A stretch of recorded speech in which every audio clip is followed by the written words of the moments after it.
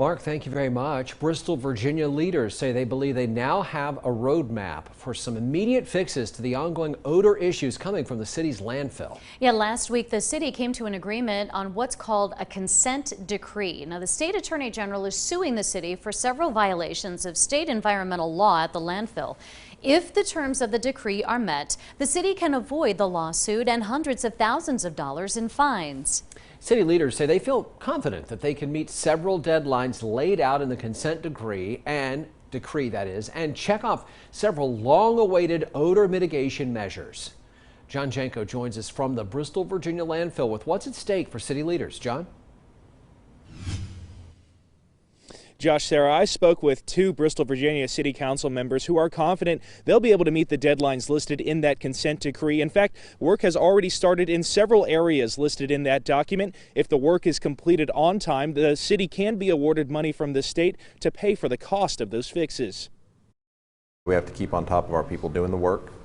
We have to make sure that we're on track with the timelines. Bristol, Virginia stands to gain $2 million if they can meet deadlines across 8 categories in the consent decree. Deadlines are staggered until the end of June this year. The city faces a $375,000 fine if the deadlines are not met. But new council member Michael Pollard says the threat of a fine is there to make sure the work gets done. We just need to basically be encouraged to follow through. If we can't afford the repairs, we certainly couldn't have afforded the fine either. Osborne says the supply chain has presented issues that require quick work by the city council. We have to be sure that we're ordering the things we need to do the work, early enough that we can get the work done on time. Additionally, the city has struggled finding bidders for projects at the landfill outside of its current contractor, SCS Engineers. When we have to then delay in order to get more bidders on those projects, that takes more time. Several deadlines have already been met and work has started on other elements. Osborne says they have almost completed a pilot version of the sidewall odor mitigation system,